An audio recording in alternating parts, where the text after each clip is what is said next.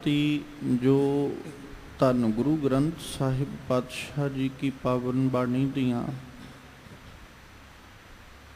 लड़ीवार विचारां आप सरबत संगत गुरु दरबार अंदर जुड़ करके और अपने अपने घरां विच बैठ करके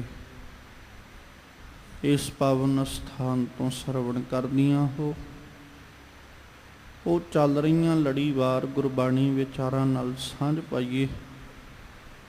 ਵਿਚਾਰਾਂ ਆਰੰਭਣ ਤੋਂ ਪਹਿਲਾਂ ਸਤਿਗੁਰੂ ਧੰਨ ਗੁਰੂ ਗ੍ਰੰਥ ਸਾਹਿਬ ਜੀ ਕਿਰਪਾ ਕਰਨ, ਆਪਣਾ ਮਿਹਰ ਭਰਿਆ ਹੱਥ ਸਿਰ ਤੇ ਰੱਖਣ। ਮਾਲਕ ਜੀ ਆਪ ਰਸਨਾ ਉੱਤੇ ਵਰਤ ਕੇ ਆਪਣੀ ਪਾਵਨ ਬਾਣੀ, ਆਪਣੇ ਸ਼ਬਦ ਦੀ ਵਿਚਾਰ ਸਤਿਗੁਰੂ ਜੀ ਆਪ ਕਰਵਾ ਲੈਣ और आप सरबत संगत बख्शो असीस, कोई रसना वांझी ना रहे। दोवे हाथ जोड़ अपनिया मन और बिरतियां एकाग्र करदियां लवाओ गुरु चरना विच हाजरी। अदब सहित सरबत संगत मिल करके उचारण करो जी सतनाम श्री वाहिगुरु साहिब जी। एक बार फिर करो रसनावा पवित्र और मिलके आखो जी सतनाम श्री वाहिगुरु साहिब जी। वाहिगुरु साहिब जी। माझ महला पंजवा। सुन सुन जीवा सोए तुम्हारी, तू प्रीतम ठाकुर अत पारी।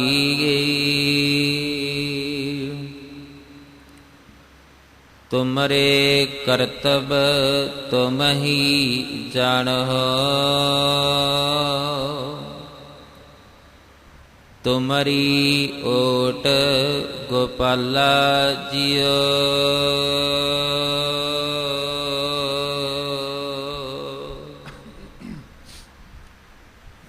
जिस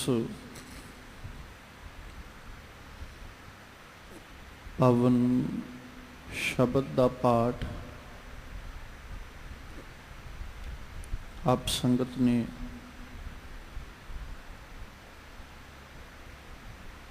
बड़े अदब सत्कार दे नाल प्यार सहित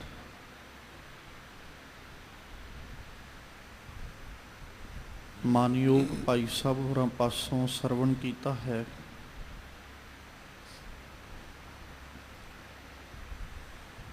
ये पावन बचन सतगुरु गुरु अर्जन साहिब जी के मुखारबिंद तो उचारण किया होया।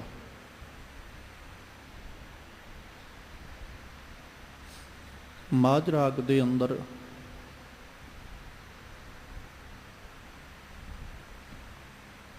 गुरु ग्रंथ साहिब पातशाह जी के पावन अंग 104 दे उपर सुभायमान है। अज दे इन्हां पावन शब्दां दे राहीं, पावन बचनां दे राहीं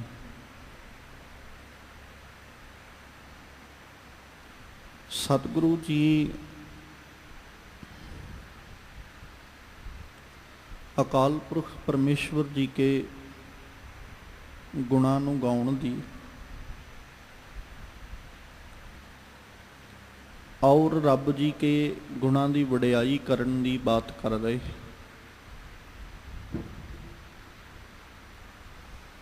कि किस तरीके दे नाल एक अकाल पुरख परमेश्वर जी के प्रेम दे अंदर भिजिया होया जिहड़ा जग्यासू है,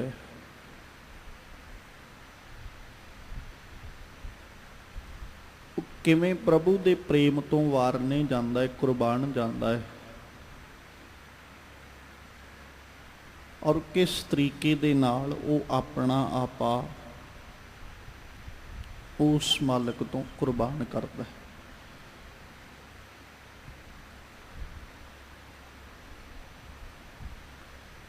ਸਤਿਗੁਰੂ ਜੀ ਨੇ ਸਭ ਤੋਂ ਪਹਿਲਾਂ ਜ਼ਿਕਰ ਕੀਤਾ, ਸੁਣ ਸੁਣ ਜੀਵਾ ਸੋਏ ਤੁਮਾਰੀ। ਸੋਏ ਕਹਿੰਦੇ ਨੇ ਖਬਰ ਨੂੰ।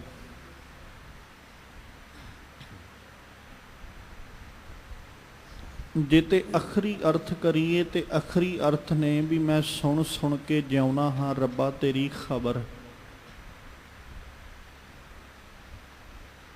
ਹੁਣ ਤੇ ਖਬਰ ਤੋਂ ਭਾਵ ਰੱਬ ਜੀ ਤੁਹਾਡੀ ਵਡਿਆਈ, ਤੁਹਾਡੀ ਸ਼ੋਭਾ, ਤੁਹਾਡੇ ਗੁਣ। ਮੈਂ ਜਿਵੇਂ ਜਿਵੇਂ ਤੁਹਾਡੀ ਸ਼ੋਭਾ ਨੂੰ ਸੁਣਦਾ ਹਾਂ, ਜਿਵੇਂ ਜਿਵੇਂ ਤੁਹਾਡੀ ਵਡਿਆਈ ਸੁਣਦਾ ਹਾਂ, ਜਿਵੇਂ ਜਿਵੇਂ ਮੈਂ ਤੁਹਾਡੇ ਗੁਣਾਂ ਨੂੰ ਸੁਣਦਾ ਹਾਂ, ਉਵੇਂ ਮੈਂ ਜਿਉਣਾ। ਜਾਂ ਇਸ ਪ੍ਰਕਾਰ ਕਹਿ ਲਈਏ ਵੀ ਮੇਰਾ ਜੀਵਨ ਹੀ ਓਨਾ ਚਿਰ ਹੈ ਜਿੰਨਾ ਚਿਰ ਮੇਰੇ ਕੰਨਾਂ ਦੇ ਵਿੱਚ ਤੁਹਾਡੀ ਖਬਰ, ਤੁਹਾਡੀ ਵਡਿਆਈ ਪੈਂਦੀ ਹੈ। ਜਦੋਂ ਆਪਾਂ ਸਤਿਗੁਰੂ ਜੀ ਕੀ ਪਾਵਨ ਬਾਣੀ ਪੜ੍ਹਦੇ ਹਾਂ ਤੇ ਮਾਲਕ ਜੀ ਪਾਵਨ ਬਾਣੀ ਦੇ ਵਿੱਚ ਜ਼ਿਕਰ ਕਰਦੇ ਆ, ਇੱਕ ਥਾਂ ਤੇ ਬਹੁਤ ਪਿਆਰਾ ਜ਼ਿਕਰ ਕਰਦੇ, ਜਦੋਂ ਸਾਹਿਬ ਨੇ ਸੋਏ ਦੀ ਥਾਂ ਉੱਤੇ ਲਫ਼ਜ਼ ਬਾਣੀ ਵਰਤੇ ਔਰ ਬਾਣੀ ਲਫ਼ਜ਼ ਵਰਤਦਿਆਂ ਮਾਲਕ ਜੀ ਕਹਿੰਦੇ ਸੁਣ ਸੁਣ ਜੀਵਾਂ ਤੇਰੀ ਬਾਣੀ। ਮੈਂ ਤੇਰੀ ਬਾਣੀ ਸੁਣ ਸੁਣ ਕੇ ਜਿਉਣਾ। ਜਾਂ ਇੱਕ ਥਾਂ ਤੇ ਆਪਾਂ ਬਚਨ ਪੜ੍ਹਦੇ ਹਾਂ, ਮਾਲਕ ਜੀ ਕਿਰਪਾ ਕਰਦੇ ਕਹਿੰਦੇ ਸੋਏ ਸੁਨੰਦੜੀ ਮੇਰਾ ਤਨ ਮਨ ਮੌਲਾ, ਨਾਮ ਜਪੰਦੜੀ ਲਾਲੀ, ਪੰਧ ਜੋ ਲੰਦੜੀ ਮੇਰਾ ਅੰਦਰ ਠੰਡਾ, ਗੁਰ ਦਰਸ਼ਨ ਦੇਖ ਨਿਹਾਲੀ। ਰੱਬ ਜੀ ਤੇਰੀ ਖਬਰ ਮੇਰੇ ਕੰਨਾਂ 'ਚ ਪੈਣੀ ਚਾਹੀਦੀ, ਕਿਉਂਕਿ ਜਿਹੜੀ ਤੇਰੀ ਵਾਰਤਾ ਜਾਂ ਤੇਰੀ ਵਡਿਆਈ ਹੈ ਨਾ, ਉਹ ਵਡਿਆਈ ਬੜੀ ਅਪਾਰ ਹੈ, ਬੜੀ ਬਖਸ਼ਿਸ਼ ਭਰੀ ਹੈ, ਜਿਹਨੂੰ ਮਾਲਕ ਜੀ ਨੇ ਜ਼ਿਕਰ ਕਰਦੇ ਆਖਿਆ ਕਿ ਜਦੋਂ ਮੈਂ ਉਸ ਵਡਿਆਈ ਨੂੰ ਸੁਣਦਾ ਹਾਂ, ਉਸ ਵਡਿਆਈ ਨੂੰ ਆਪਣੇ ਕੰਨਾਂ ਦੇ ਨਾਲ ਮੈਂ ਜਦੋਂ ਸੁਣਿਆ ਤੇ ਉਹ ਵਡਿਆਈ ਸੁਣਨ ਦੇ ਨਾਲ ਮੇਰੀ ਅਧਿਆਤਮਿਕ ਮੌਤ ਹੋਣੋਂ ਬਚ ਗਈ, ਮੈਂ ਮਰਨੋਂ ਬਚ ਗਿਆ। ਔਰ ਮਾਲਕ ਜੀ ਜ਼ਿਕਰ ਕਰਦਿਆਂ ਆਖਦੇ ਕਹਿੰਦੇ ਰੱਬ ਜੀ ਅੰਮ੍ਰਿਤ ਬਾਣੀ ਹਰ ਹਰ ਤੇਰੀ, ਸੁਣ ਸੁਣ ਹੋਵੇ ਪਰਮਗਤ ਮੇਰੀ। ਜਲਨ ਬੁਝੀ ਸ਼ੀਤਲ ਹੋਏ ਮਨੁਆ, ਸਤਿਗੁਰ ਕਾ ਦਰਸ਼ਨ ਪਾਏ ਜੀਓ। ਮੈਂ ਤੁਹਾਡੀ ਖਬਰ ਸੁਣ ਸੁਣ ਕੇ ਜਿਉਣਾ। ਤੂੰ ਪ੍ਰੀਤਮ ਠਾਕੁਰ ਅਤ ਭਾਰੀ। ਜਦੋਂ ਤੁਹਾਡੀ ਖਬਰ ਨੂੰ ਸੁਣਿਆ, ਤੁਹਾਡੇ ਬਾਰੇ ਵਿੱਚ ਸੁਣਿਆ, ਤੁਹਾਡੇ ਬਾਰੇ ਵਿੱਚ ਸੁਣਦਿਆਂ ਇਹ ਪਤਾ ਲੱਗਾ ਵੀ ਤੂੰ ਪ੍ਰੀਤਮ ਹੈ, ਬਹੁਤ ਪ੍ਰੇਮ ਕਰਨ ਵਾਲਾ ਹੈ, ਠਾਕੁਰ ਹੈ ਤੂੰ, ਸਾਰਿਆਂ ਦੇ ਸਿਰ ਉੱਤੇ ਮਾਲਕ ਹੈ, ਸਾਰਿਆਂ ਦੇ ਸਿਰ ਉੱਤੇ ਬੈਠਾ ਹੈ, ਅਤ ਭਾਰੀ। ਕੋਈ ਛੋਟਾ ਮੋਟਾ ਨਹੀਂ ਵੀ ਮੈਂ ਕਹਾਂ ਵੀ ਆ ਇੱਕ ਦਾ ਮਾਲਕ ਹੈ ਤੇ ਇੱਕ ਦਾ ਨਹੀਂ, ਕਿਸੇ ਦਾ ਜ਼ੋਰ ਚੱਲਿਆ ਤੇ ਉਹਨੇ ਕਹਿਤਾ ਵੀ ਇਹ ਮੈਂ ਨਹੀਂ ਮਾਲਕ ਮੰਨਦਾ। ਤੂੰ ਬੜਾ ਭਾਰੀ ਹੈ, ਭਾਰੀ ਤੋਂ ਭਾਵ ਕਹਿ ਲੋ ਵੀ ਬੜਾ ਵੱਡਾ ਹੈ ਤੂੰ। ਇੰਨਾ ਵੱਡਾ ਹੈ ਪਰਮੇਸ਼ਵਰ ਜੀਓ ਕਿ ਤੇਰੇ ਤੋਂ ਬਿਨਾਂ ਕਿਸੇ ਦਾ ਜ਼ੋਰ ਨਹੀਂ ਹੈ, ਤੇਰੇ ਉੱਪਰ ਕਿਸੇ ਦਾ ਜ਼ੋਰ ਨਹੀਂ ਹੈ, ਸਭਨਾਂ ਦੇ ਉੱਤੇ ਤੇਰੀ ਰਜ਼ਾ, ਤੇਰਾ ਹੁਕਮ, ਤੇਰਾ ਜ਼ੋਰ ਕੰਮ ਕਰ ਰਿਹਾ। ਜਦੋਂ ਮੈਂ ਤੁਹਾਡੀ ਵਾਰਤਾ ਸੁਣੀ, ਤੁਹਾਡੀ ਖਬਰ ਸੁਣੀ, ਤੁਹਾਡੇ ਘਰ ਦੀਆਂ ਬਾਤਾਂ ਸੁਣੀਆਂ, ਉਹਨਾਂ ਬਾਤਾਂ ਨੂੰ ਸੁਣਦਿਆਂ ਇਸ ਗੱਲ ਦਾ ਪਤਾ ਲੱਗਾ ਕਿ ਤੂੰ ਬਹੁਤ ਭਾਰੀ ਠਾਕੁਰ ਹੈ, ਬੜਾ ਭਾਰੀ ਮਾਲਕ ਹੈ ਤੂੰ। ਫਿਰ ਕੇਵਲ ਇੱਥੇ ਹੀ ਬਸ ਨਹੀਂ ਵੀ ਇਹ ਪਤਾ ਲੱਗ ਗਿਆ ਤੂੰ ਠਾਕੁਰ ਹੈ, ਅਤ ਭਾਰੀ ਹੈ, ਇਦੂ ਅਗਾਂਹ ਵੀ ਬੜੀ ਰਹਿਮਤ ਹੋਈ। ਇੱਕ ਬਾਤ ਹੋਰ ਪਤਾ ਲੱਗਦੀ ਹੈ ਵੀ ਦੁਨੀਆ ਦੇ ਉੱਤੇ ਜੋ ਕੁਝ ਵਰਤਦਾ ਹੈ, ਜੋ ਕੁਝ ਹੁੰਦਾ ਹੈ, ਇਹ ਕਿਸੇ ਇਨਸਾਨ ਨੂੰ ਨਹੀਂ ਪਤਾ ਕਿਵੇਂ ਵਰਤਣਾ, ਕਿਵੇਂ ਹੋਏਗਾ। ਤੇਰੇ ਕਰਤੱਵ ਨੇ ਪਰਮੇਸ਼ਵਰ ਜੀਓ, ਤੇ ਤੁਸੀਂ ਆਪ ਹੀ ਜਾਣਦੇ ਹੋ ਕਿਹੜਾ ਕੌਤਕ ਕਿਵੇਂ ਤੇ ਕਦੋਂ ਵਰਤੇਗਾ। ਤੁਮਰੇ ਕਰਤੱਵ ਤੁਮ ਹੀ ਜਾਣੋ, ਤੁਹਾਡੇ ਕਰਤੱਵ ਨੇ, ਤੁਹਾਡੇ ਕਰਮ ਨੇ, ਤੁਸੀਂ ਜਾਣਦੇ ਹੋ। ਤੁਮਰੀ ਓਟ ਗੋਪਾਲਾ ਜੀਓ, ਅਸੀਂ ਤੇ ਕੇਵਲ ਆ ਸੰਸਾਰੀ ਜੀਵ ਹਾਂ ਜਿਹੜੇ ਸਿਰਫ ਤੁਹਾਡੇ ਆਸਰੇ ਤੇ ਤੁਹਾਡੇ ਸਹਾਰੇ ਉੱਤੇ ਰਹਿ ਸਕਦੇ ਹਾਂ। ਖੇ ਧਰਤੀ ਨੂੰ ਪਾਲਣ ਵਾਲੇ ਪਰਮੇਸ਼ਵਰ ਜੀਓ, ਸਾਡੇ ਵੱਸ ਕੀ ਹੈ? ਨਾ ਤੇ ਤੁਹਾਡੇ ਕਰਤੱਵ ਨੂੰ ਅਸੀਂ ਸਮਝ ਸਕਦੇ ਹਾਂ, ਤੁਹਾਡੇ ਕੌਤਕ ਅਸੀਂ ਸਮਝ ਸਕਦੇ ਹਾਂ। ਤੁਸੀਂ ਕਿਹੜਾ ਕੌਤਕ ਕਿਸ ਵੇਲੇ ਕਦੋਂ ਤੇ ਕਿਵੇਂ ਵਰਤਾਉਣਾ ਹੈ ਇਹ ਵੀ ਤੁਸੀਂ ਜਾਣਦੇ ਹੋ। ਅਸੀਂ ਇਸ ਗੱਲ ਨੂੰ ਵੀ ਸਮਝ ਨਹੀਂ ਸਕਦੇ। ਸਮਝਣਾ ਤੇ ਬੜੀ ਦੂਰ ਦੀ ਬਾਤ ਹੈ। ਅਸੀਂ ਸੋਚ ਵੀ ਨਹੀਂ ਸਕਦੇ ਵੀ ਜਿਹੜਾ ਕੌਤਕ ਤੁਸੀਂ ਵਰਤਾ ਦੇਣਾ ਹੈ।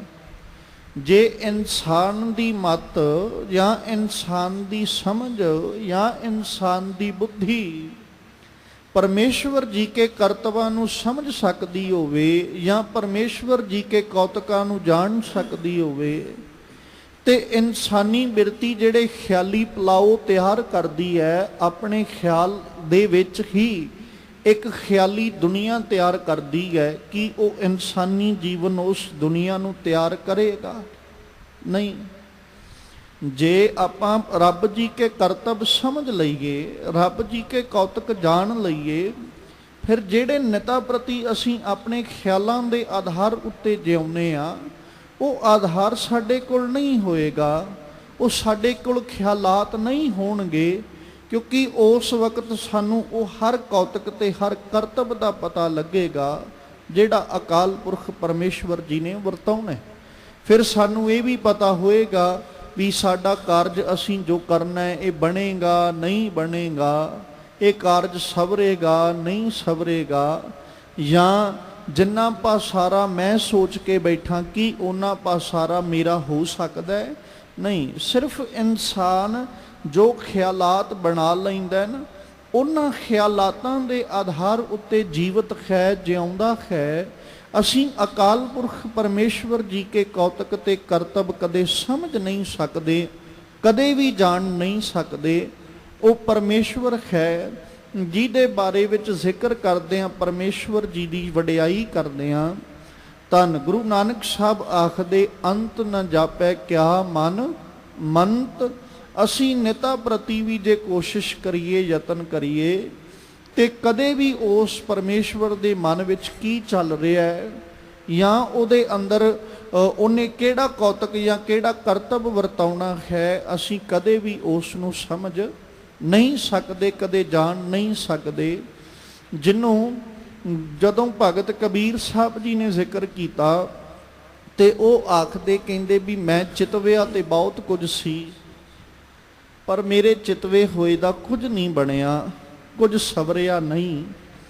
ਖਿਆਲਾਤ ਤੇ ਮੈਂ ਬਹੁਤ ਸੋਚੇ ਸਨ, ਔਰ ਖਿਆਲਾਤਾਂ ਦੇ ਵਿੱਚ ਇੱਕ ਵੱਖਰਾ ਸੰਸਾਰ ਵੀ ਸਿਰਜਿਆ ਸੀ, ਪਰ ਉਹ ਸਿਰਜਿਆ ਹੋਇਆ ਸੰਸਾਰ ਉਦੋਂ ਢਹਿ ਢੇਰੀ ਹੁੰਦਾ ਨਜ਼ਰੀ ਆਇਆ ਜਦੋਂ ਮੇਰੇ ਸੋਚਣ ਤੋਂ ਬਿਲਕੁਲ ਆਪੋਜ਼ਿਟ ਸਮਾਜ ਉੱਤੇ ਕਰਮ ਹੋਣ ਲੱਗੇ। ਤੇ ਉਹ ਕਰਮ ਜਿਹੜੇ ਉਹ ਕਿਸੇ ਇਨਸਾਨੀ ਤਾਕਤ ਨਾਲ ਨਹੀਂ, ਕਿਸੇ ਮਨੁੱਖਾ ਤਾਕਤ ਨਾਲ ਨਹੀਂ ਸੀ। ਉਹ ਜਿਤਨੇ ਕਰਮ ਸਨ ਉਹ ਸਾਰੇ ਰੱਬੀ ਤਾਕਤ ਸਨ, ਔਰ ਉਹਨਾਂ ਰੱਬੀ ਤਾਕਤ ਦੇ ਸਦਕਾ ਹੋਣ ਵਾਲੇ ਕਰਮਾਂ ਨੂੰ ਜਦੋਂ ਮੈਂ ਵੇਖਿਆ ਤੇ ਫਿਰ ਸਮਝ ਲੱਗੀ, ਆਪਣਾ ਚਿਤਵਿਆ ਹਰ ਕਰੈ ਜੋ ਮੇਰਾ ਚਿੱਤ ਨਾ ਹੋਏ। ਜੋ ਮੇਰੇ ਚਿੱਤ ਵਿੱਚ ਨਹੀਂ ਸੀ ਰੱਬ ਨੇ ਉਹ ਵਰਤਾਇਆ, ਉਹ ਕੌਤਕ ਕੀਤਾ। ਤੇ ਜੋ ਮੈਂ ਚਿਤਵਿਆ ਸੀ, ਭਗਤ ਕਬੀਰ ਸਾਹਿਬ ਕਹਿੰਦੇ ਵੀ ਮੇਰੇ ਚਿਤਵਿਆ ਹੋਣਾ ਕੀ ਜਾਂ ਮੈਂ ਚਿਤਵ ਕੇ ਕਰਾਂਗਾ ਕੀ, ਕਿਉਂਕਿ ਜਦੋਂ ਕੌਤਕ ਵਰਤਦਾ ਉਦੋਂ ਅਕਾਲ ਪੁਰਖ ਪਰਮੇਸ਼ਵਰ ਜੀ ਦੇ ਚਿਤਵੇ ਅਨੁਸਾਰੀ ਵਰਤਦਾ। ਜਿਹਨੂੰ ਗੁਰੂ ਤੇਗ ਬਹਾਦਰ ਸਾਹਿਬ ਆ ਕੇ ਕਹਿ ਦਿੰਦੇ, ਨਰ ਚਾਹਤ ਕਛ ਔਰ ਔਰੈ ਕੀ ਔਰੈ ਭਈ, ਚਿਤਵਤ ਰਹਿਓ ਠਗੌਰ ਨਾਨਕ ਫਾਂਸੀ ਗਲ ਪਰੀ। ਇਨਸਾਨ ਕੁਝ ਹੋਰ ਸੋਚਦਾ ਹੈ, ਸੋਚਦਾ ਹੋਇਆ ਖਿਆਲੀ ਦੁਨੀਆ ਬਣਾ ਤੇ ਲੈਂਦਾ ਹੈ, ਪਰ ਉਹ ਦੁਨੀਆ ਸੱਚ ਹੋਵੇ ਜਾਂ ਉਹ ਸੁਪਨਾ ਸੱਚ ਹੋਵੇ, ਉਦੋਂ ਪਹਿਲਾਂ ਹੋ ਸਕਦਾ ਹੈ ਕਿ ਆ ਕੇ ਮੌਤ ਰੂਪੀ ਫਾਹਾ ਜਾਂ ਮੌਤ ਰੂਪੀ ਫਾਹੀ ਜਿਹੜੀ ਉਹ ਗਲ ਵਿੱਚ ਪੈ ਜਾਏ। ਅਕਾਲ ਪੁਰਖ ਪਰਮੇਸ਼ਵਰ ਜੀ ਦੇ ਪ੍ਰਤੀ ਜਦੋਂ ਅਸੀਂ ਵੇਖਾਂਗੇ, ਜਾਣਾਂਗੇ, ਨਾ ਤੇ ਅਸੀਂ ਉਹਦੇ ਕਰਤੱਵ ਸਮਝ ਸਕਦੇ ਹਾਂ, ਨਾ ਅਸੀਂ ਉਹਦੀ ਵਡਿਆਈ ਜਿਹੜੀ ਹੈ ਉਹਦੇ ਬਾਰੇ ਕੁਝ ਆਖ ਸਕਦੇ ਹਾਂ। ਬਸ ਇਤਨਾ ਹੈ ਕਿ ਗੁਰੂ ਅਰਜਨ ਸਾਹਿਬ ਕਹਿੰਦੇ, ਰੱਬ ਜੀ ਉਹ ਤੁਹਾਡੀ ਖਬਰ, ਤੁਹਾਡੀ ਬਾਤ, ਤੁਹਾਡੀ ਵਡਿਆਈ ਮੇਰੇ ਕੰਨਾਂ ਵਿੱਚ ਜਿਤਨੀ ਵੀ ਪੈਂਦੀ ਹੈ ਨਾ, ਉਹ ਸਾਰੀ ਦੀ ਸਾਰੀ ਵਡਿਆਈ ਮੈਨੂੰ ਇਉਂ ਲੱਗਦੀ ਹੈ ਜਿਵੇਂ ਮੇਰਾ ਜੀਵਨ ਹੈ, ਮੇਰੀ ਜ਼ਿੰਦਗੀ ਹੈ। ਜੇ ਕੋਈ ਇੱਕ ਲਫ਼ਜ਼ ਕੰਨਾਂ ਵਿੱਚ ਪਾ ਦੇ, ਮੈਂ ਉਸੇ ਦੇ ਆਧਾਰ ਤੇ ਜਿਉਣਾ। ਜੇ 4 ਲਫ਼ਜ਼ ਤੁਹਾਡੀ ਵਡਿਆਈ ਦੇ ਪੈ ਜਾਣ ਤੇ ਮੈਂ ਉਹਨਾਂ ਦੇ ਆਧਾਰ ਤੇ ਜਿਉਣਾ। ਮਤਲਬ ਜਿਤਨੀ ਵੀ ਖਬਰ ਜਦੋਂ ਆਪਣੇ ਪਿਆਰੇ ਦੀ ਬਾਤ ਕਰਦੇ ਹਾਂ, ਪ੍ਰੀਤਮ ਦੀ ਬਾਤ ਕਰਦੇ ਹਾਂ, ਤੇ ਸਤਿਗੁਰੂ ਜੀ ਬਾਣੀ ਰਾਹੀਂ ਜ਼ਿਕਰ ਕਰਦਿਆਂ ਆਖਦੇ ਕਿ ਜਦੋਂ ਪਿਆਰੇ ਦੀ ਬਾਤ ਆਵੇ, ਪ੍ਰੀਤਮ ਦੀ ਬਾਤ ਆਵੇ, ਤੇ ਉਦੋਂ ਫਿਰ ਬਹੁਤ ਵੱਡੀ ਲਾਲਸਾ ਲੈ ਕੇ, ਆਸ ਲੈ ਕੇ ਇਨਸਾਨ ਉਹਦੇ ਘਰ ਦੀਆਂ ਬਾਤਾਂ ਨੂੰ ਸੁਣਦਾ ਹੈ। ਜਿਵੇਂ ਆਪਾਂ ਸੰਸਾਰਿਕ ਤੌਰ ਤੇ ਵੀ ਵੇਖੀਏ, ਜਿਹਦੇ ਨਾਲ ਸਾਡਾ ਬਹੁਤ ਪਿਆਰ ਹੈ, ਬਹੁਤ ਪ੍ਰੇਮ ਹੈ, ਅਸੀਂ ਮਨ ਅੰਦਰ ਆਸ ਲਾ ਕੇ ਬੈਠੇ ਹਾਂ ਵੀ ਮੇਰੇ ਨਾਲ ਉਸੇ ਦੀ ਬਾਤ ਕੀਤੀ ਜਾਏ, ਉਹਦੀ ਵਡਿਆਈ ਕੀਤੀ ਜਾਏ, ਉਹਦੀ ਸ਼ੋਭਾ ਕੀਤੀ ਜਾਏ। ਮੈਂ ਉਹਦੀ ਵਡਿਆਈ, ਉਹਦੀਆਂ ਬਾਤਾਂ ਨੂੰ ਸੁਣਨਾ ਚਾਹੁੰਦਾ।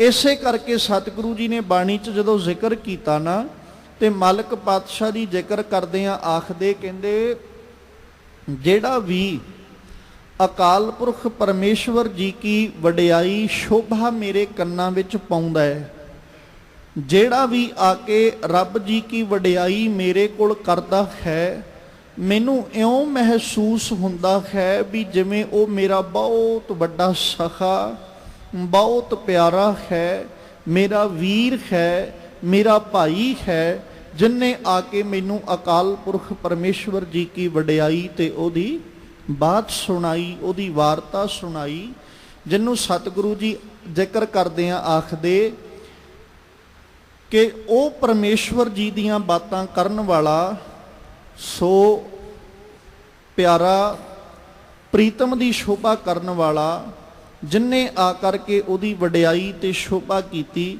ਕਹਿੰਦੇ ਉਹ ਮੇਰਾ ਭਾਈ ਵੀ ਹੈ ਤੇ ਮੇਰਾ ਵੀਰ ਵੀ ਹੈ, ਜਿਨਨੇ ਆ ਕੇ ਅਕਾਲ ਪੁਰਖ ਪਰਮੇਸ਼ਵਰ ਜੀ ਕੀ ਸ਼ੋਭਾ ਮੇਰੇ ਸਨਮੁਖ ਕੀਤੀ ਹੈ। ਜਦੋਂ ਵੀ ਪਿਆਰੇ ਦੀ ਬਾਤ ਆਏਗੀ ਨਾ, ਤੇ ਉਦੋਂ ਇੱਕ ਆਸ ਵੱਜ ਜਾਂਦੀ ਹੈ, ਇੱਕ ਲਾਲਸਾ ਵੱਜ ਜਾਂਦੀ ਹੈ। ਉਦੋਂ ਕੰਨ ਕੇਵਲ ਸੁਣਨਾ ਤੇ ਚਾਹੁੰਦੇ ਸਿਰਫ ਉਸੇ ਦੀ ਵਡਿਆਈ ਜਿਹਦੇ ਨਾਲ ਪ੍ਰੇਮ ਹੈ, ਜਿਹਦੇ ਨਾਲ ਪਿਆਰ ਹੈ। ਔਰ ਧੰਨ ਗੁਰੂ ਅਰਜਨ ਸਾਹਿਬ ਜੀ ਨੇ ਉਸੇ ਵਾਰਤਾ ਨੂੰ ਅੱਜ ਪ੍ਰਗਟਾਇਆ ਵੀ ਮੇਰਾ ਮਨ ਚਾਹੁੰਦਾ ਹੈ, ਮੇਰਾ ਚਿੱਤ ਚਾਹੁੰਦਾ ਹੈ ਕਿ ਮੈਂ ਤੁਹਾਡੀ ਸੋਏ ਸੁਣਾ, ਤੁਹਾਡੀ ਖਬਰ ਸੁਣਾ, ਤੇ ਉਸੇ ਖਬਰ ਦੇ ਆਧਾਰ ਤੇ ਮੈਂ ਜਿਉਣਾ।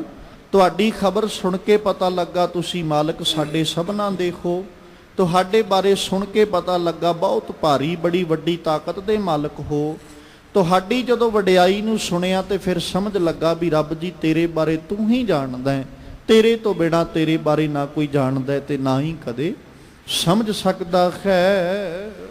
ਗੁਣ ਗਾਵਤ ਮਨ ਹਰਿਆ ਹੋਵੇ, ਕਥਾ ਸੁਣਤ ਮਲ ਸਗਲੀ ਖੋਵੈ, ਪੇਟਤ ਸੰਗ ਸਾਧ ਸੰਤਨ ਕੈ, ਸਦਾ ਜਪ ਦਇਆਲਾ ਜੀਓ।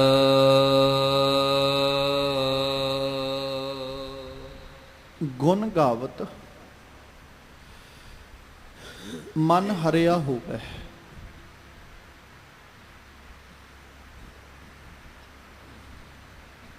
ਜੇ ਇਉਂ ਕਹਿ ਲਈਏ ਨਾ ਵੀ ਮਨ ਤੇ ਸਾਡਾ ਅੱਜ ਵੀ ਬੜਾ ਹਰਿਆ ਹੈ, ਤੇ ਕੋਈ ਅੱਤ ਕਥਨੀ ਨਹੀਂ। ਬਸ ਫਰਕ ਇੰਨਾ ਹੈ ਵੀ ਅੱਜ ਮਨ ਉਸ ਹਰਿਆਲੀ ਵਿੱਚ ਹੈ ਜਿਹੜੀ ਸਾਡੇ ਕੰਮ ਦੀ ਨਹੀਂ ਹੈ। ਜਿਵੇਂ ਫਸਲ ਬੀਜੀ ਜਾਂਦੀ ਹੈ, ਕਿਸਾਨ ਫਸਲ ਦੇ ਖਰੇ ਹੋਣ ਦੀ ਉਮੀਦ ਲਾ ਕੇ ਬੈਠਦਾ, ਵਧੇਗੀ, ਫੁੱਲੇਗੀ, ਹਰੀ ਭਰੀ ਹੋਏਗੀ, ਪੱਕੇਗੀ ਤੇ ਮੈਂ ਵੱਢਾਂਗਾ। ਇੱਕ ਫਲ ਦੀ ਆਸ ਲਾ ਕੇ ਕਿਸਾਨ ਬੈਠਦਾ। ਹੁਣ ਉਸ ਬੀਜੀ ਹੋਈ ਫਸਲ ਦੇ ਵਿੱਚ ਕੇਵਲ ਫਸਲ ਨਹੀਂ ਹੁੰਦੀ, ਉਹਦੇ ਵਿੱਚ ਫਾਲਤੂ ਨਦੀਨ, ਫਾਲਤੂ ਘਾਹ ਵੀ ਉੱਗ ਪੈਂਦਾ ਹੈ, ਉਹ ਵੀ ਬਹੁਤ ਹਰਿਆ ਭਰਿਆ। ਪਰ ਕਿਸਾਨ ਉਹਨੂੰ ਹਰਿਆ ਰਹਿਣ ਨਹੀਂ ਦਿੰਦਾ। ਉਹ ਕਹਿੰਦਾ ਵੀ ਇਹ ਜੇ ਫਸਲ ਵਿੱਚ ਨਦੀਨ ਰਿਹਾ ਜਾਂ ਇਹ ਘਾਹ ਰਿਹਾ ਤੇ ਇਹਨੇ ਮੇਰੀ ਫਸਲ ਦਾ ਝਾੜ ਘਟਾ ਦੇਣਾ। ਉਹਨੂੰ ਮਾਰ ਦਿੰਦਾ ਹੈ, ਉਹਨੂੰ ਸਾੜ ਦਿੰਦਾ ਹੈ, ਜਾਂ ਕੋਈ ਦਵਾਈ ਐਸੀ ਛਿੜਕ ਦਿੰਦਾ ਹੈ ਵੀ ਉਹ ਘਾਹ ਸੁੱਕ ਜਾਏ, ਜਾਂ ਉਸ ਘਾਹ ਨੂੰ ਵਿੱਚੋਂ ਪੁੱਟ ਦਿੰਦਾ ਵੀ ਮੈਂ ਇਹਨੂੰ ਛੱਡਣਾ ਨਹੀਂ। ਤੇ ਸਾਡਾ ਮਨ ਅੱਜ ਉਹ ਹਰਿਆਲੀ ਦਾ ਪਾਤਰ ਹੈ ਜਿਹੜੀ ਹਰਿਆਲੀ ਸਾਡੇ ਕਿਸੇ ਕੰਮ ਦੀ ਨਹੀਂ। ਮਨ ਹਰਿਆ, ਇਹ ਕਦੇ ਸੁੱਕਦਾ ਹੀ ਨਹੀਂ। ਇਹ ਮਨ ਕਦੇ ਨਹੀਂ ਸੁੱਕਿਆ, ਸਦਾ ਹੀ ਹਰਿਆ ਰਹਿੰਦਾ। ਬਸ ਫਰਕ ਇੰਨਾ ਵੀ ਅੱਜ ਹਰਿਆਲੀ ਉਸ ਦਾ ਪਾਤਰ ਹੈ ਜਿਹੜੀ ਹਰਿਆਲੀ ਸਾਡੇ ਕੰਮ ਦੀ ਨਹੀਂ ਹੈ। ਇਸ ਮਨ ਨੂੰ ਉਸ ਹਰਿਆਲੀ ਵਿੱਚ ਲੈ ਕੇ ਆਉਣਾ ਜਿਹਦਾ ਸਾਨੂੰ ਲਾਭ ਮਿਲੇ, ਜਿਹਦਾ ਕੋਈ ਪ੍ਰੋਫਿਟ ਹੋਵੇ। ਫਾਲਤੂ ਖਾਲੀ ਜ਼ਮੀਨ ਪਈ ਹੈ, ਉਹਦੇ ਵਿੱਚ ਬਹੁਤ ਕੁਝ ਉੱਗੇਗਾ, ਬੜੇ ਘਾਹ ਉੱਗਣਗੇ, ਬਹੁਤ ਕੁਝ ਉੱਗੇਗਾ, ਕਈ ਰੁੱਖ ਵੀ ਆਪਣੇ ਆਪ ਉੱਗ ਪੈਂਦੇ ਨੇ। ਤੇ ਕੀ ਕਿਸਾਨ ਛੱਡ ਦਿੰਦਾ? ਨਹੀਂ। ਜਿੱਦਣ ਉਹਨੂੰ ਪਤਾ ਲੱਗਦਾ ਵੀ ਅੱਜ ਮੇਰੇ ਫਸਲ ਬੀਜਣ ਦਾ ਵੇਲਾ ਹੈ, ਬੱਤਰ ਆ ਚੁੱਕੀ ਹੈ, ਮੈਂ ਹੁਣ ਜ਼ਮੀਨ ਵਾਹ ਕੇ ਤੇ ਫਸਲ ਬੀਜ ਦੇਣੀ, ਉਹ ਮਿੰਟ ਲਾਉਂਦਾ, ਸਾਰਾ ਕੁਝ ਉਸੇ ਤਰ੍ਹਾਂ ਵਾਹ ਕੇ ਰੱਖ ਦਿੰਦਾ ਵੀ ਮੇਰੇ ਕਿਸ ਕੰਮ ਦਾ। ਨਹੀਂ ਤੇ ਹਰਿਆਲੀ ਵੇਖ ਕੇ ਆਖੇ ਵੀ ਘਾਹ ਬੜਾ ਸੋਹਣਾ ਉੱਗਿਆ, ਵੀ ਆਪਾਂ ਰਹਿਣ ਦਿੰਦੇ ਹਾਂ ਇਸੇ ਤਰ੍ਹਾਂ। ਉਹਨੂੰ ਪਤਾ ਵੀ ਇਹਦਾ ਫਾਇਦਾ ਕੋਈ ਨਹੀਂ ਮੈਨੂੰ। ਤੇ ਬਾਪੂ ਜੀ ਨੇ ਜਿਹੜਾ ਜ਼ਿਕਰ ਕੀਤਾ ਨਾ, ਕਹਿੰਦੇ ਗੁਣ ਗਾਵਤ ਮਨ ਹਰਿਆ ਹੋਵੇ। ਜਿਵੇਂ ਆਪਾਂ ਸਤਿਗੁਰੂ ਜੀ ਕਾ ਪਾਵਨ ਬਚਨ ਨਿਤਾ ਪ੍ਰਤੀ ਪੜ੍ਹਦੇ ਹਾਂ ਕਿ ਅਕਾਲ ਪੁਰਖ ਜੀਓ, ਜਦੋਂ ਤੁਸੀਂ ਤਰਸ ਕੀਤਾ ਤੇ ਮੇਰੀ ਮੱਤ ਉੱਤੇ ਮਿਹਰ ਹੋਈ, ਉਸ ਮੱਤ ਉੱਤੇ ਮਿਹਰ ਸਦਕਾ ਮੈਨੂੰ ਗੁਰੂ ਕਾ ਮਿਲਾਪ ਹੋਇਆ। ਜਦੋਂ ਗੁਰੂ ਕਾ ਮਿਲਾਪ ਹੋਇਆ ਤੇ ਮਾਨੋ ਗੁਰੂ ਨੇ ਐਸੀ ਬਖਸ਼ਿਸ਼ ਵਰਤਾਈ, ਐਸੀ ਰਹਿਮਤ ਵਰਤਾਈ ਕਿ ਉਸ ਰਹਿਮਤ ਸਦਕਾ ਮੇਰੀ ਝੋਲੀ ਦੇ ਅੰਦਰ ਅਕਾਲ ਪੁਰਖ ਪਰਮੇਸ਼ਵਰ ਜੀ ਕੇ ਗੁਣਾ ਰੂਪੀ ਦਾਤ ਮੇਰੇ ਗੁਰੂ ਨੇ ਪਾਈ। ਜਿਸ ਦਿਨ ਉਹ ਗੁਰੂ ਨੇ ਗੁਣਾ ਰੂਪੀ ਦਾਤ ਝੋਲੀ ਵਿੱਚ ਪਾਈ, ਉਸ ਦਿਨ ਤੋਂ ਮੇਰਾ ਮਨ ਤੇ ਤਨ ਹਰਿਆ ਭਰਿਆ ਹੋ ਗਿਆ, ਹਰਿਆਲੀ ਨਾਲ ਭਰ ਗਿਆ। ਜਿਹਨੂੰ ਬਾਪੂ ਜੀ ਦੇ ਪਾਵਨ ਬਚਨਾਂ ਰਾਹੀਂ, ਗੁਰੂ ਅਰਜਨ ਸਾਹਿਬ ਜੀ ਦੇ ਪਾਵਨ ਬਚਨਾਂ ਰਾਹੀਂ ਆਪਾਂ ਪੜ੍ਹਦੇ, ਤਰਸ ਪਿਆ ਮਿਹਰ ਰਹਿਮਤ ਹੋਈ, ਸਤਿਗੁਰ ਸੱਜਣ ਮਿਲਿਆ, ਨਾਨਕ ਨਾਮ ਮਿਲੇ ਤਾਂ ਜੀਵਾ, ਤਨ ਮਨ ਥੀਵੈ ਹਰਿਆ। ਤਨ ਵੀ ਹਰਿਆ ਹੋ ਗਿਆ ਤੇ ਮਨ ਵੀ ਹਰਿਆ ਭਰਿਆ, ਹਰਿਆਈ ਨਾਲ ਭਰ ਗਿਆ। ਮਤਲਬ ਹਰਿਆ ਭਰਿਆ ਹੋ ਜਾਣਾ ਮਤਲਬ ਮਨ ਦਾ ਚੰਗਾ ਬਣ ਜਾਣਾ, ਮਨ ਦਾ ਸੋਹਣਾ ਬਣ ਜਾਣਾ, ਮਨ ਦਾ ਸੁਥਰਾ ਬਣ ਜਾਣਾ। ਜਦੋਂ ਅਕਾਲ ਪੁਰਖ ਪਰਮੇਸ਼ਵਰ ਜੀ ਕੇ ਨਾਮ ਰੂਪੀ ਵਡਿਆਈ ਮੇਰੇ ਗੁਰੂ ਨੇ ਮੇਰੀ ਝੋਲੀ ਵਿੱਚ ਪਾਈ, ਉਸ ਦਿਨ ਤੋਂ ਸਾਹਿਬ ਕਹਿੰਦੇ ਮਨ ਹਰਿਆ ਭਰਿਆ ਹੋ ਗਿਆ। ਜਿਵੇਂ ਆਪਾਂ ਨਾ ਭਗਤ ਕਬੀਰ ਸਾਹਿਬ ਜੀ ਦਾ ਇੱਕ ਪਾਵਨ ਬਚਨ ਹੈ, ਜਿਹਨੂੰ ਬਾਬਾ ਜੀ ਨੇ ਜ਼ਿਕਰ ਕਰਦਿਆਂ ਹੋਇਆ ਨਾ ਬਾਣੀ ਦੇ ਵਿੱਚ ਜ਼ਿਕਰ ਕੀਤਾ ਵੀ ਮੈਂ ਆਪਣੀ ਫਸਲ ਜਿਹੜੀ ਨਾ ਉਹਨੂੰ ਬੀਜਣ ਲੱਗਾ। ਤੇ ਆਪਣੀ ਫਸਲ ਨੂੰ ਬੀਜਣ ਲੱਗਿਆ ਜਦੋਂ ਮੈਂ ਆਪਣੇ ਇਸ ਕਰਮ ਰੂਪੀ ਧਰਤੀ ਵੱਲ ਝਾਤ ਮਾਰੀ, ਕਰਮ ਰੂਪੀ ਧਰਤੀ ਵੱਲ ਵੇਖਿਆ ਤੇ ਮੈਨੂੰ ਨਜ਼ਰ ਹੀ ਆਇਆ ਇਹਦੇ 'ਚ ਫਸਲ ਬੀਜਣੀ ਸੌਖੀ ਨਹੀਂ ਹੈ। ਫਸਲ ਬੀਜਣੀ ਬਹੁਤ ਔਖੀ ਹੈ, ਪਰ ਜਿੱਥੇ ਫਸਲ ਬੀਜਣੀ ਔਖੀ ਹੈ, ਬੀਜਣ ਤੋਂ ਬਾਅਦ ਵਿੱਚ ਉਹਦੀ ਸੰਭਾਲ ਕਰਨੀ ਵੀ ਮੁਸ਼ਕਲ ਹੈ, ਉਹ ਉਦੋਂ ਵੀ ਔਖੀ ਹੈ। ਫਸਲ ਬੀਜਣੀ ਜਿਹੜੀ ਨਾ ਉਹ ਤੇ ਮੁਸ਼ਕਲ ਹੈ ਹੀ ਹੈ, ਪਰ ਫਸਲ ਬੀਜ ਦੇਣ ਤੋਂ ਬਾਅਦ ਵਿੱਚ ਉਹਨੂੰ ਸੰਭਾਲਣ ਲੱਗਿਆਂ ਮਿਹਨਤ ਵੱਧ ਜਾਂਦੀ ਹੈ, ਘਟਦੀ ਨਹੀਂ ਹੈ।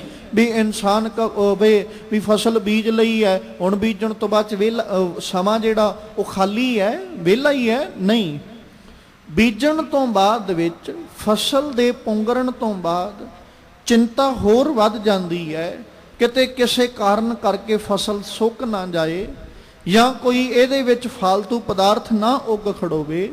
ਇਹਦਾ ਧਿਆਨ ਕਿੱਦਾਂ ਰੱਖਣਾ, ਸਮੇਂ ਤੇ ਇਹਨੂੰ ਸਿੰਚਾਈ ਵੀ ਦੇਣੀ ਹੈ, ਸਮੇਂ ਦੇ ਉੱਤੇ ਇਹਨੂੰ ਗੋਡੀ ਵੀ ਪਾਉਣੀ ਹੈ, ਹਰ ਚੀਜ਼ ਦਾ ਧਿਆਨ ਰੱਖਣਾ ਪੈਂਦਾ।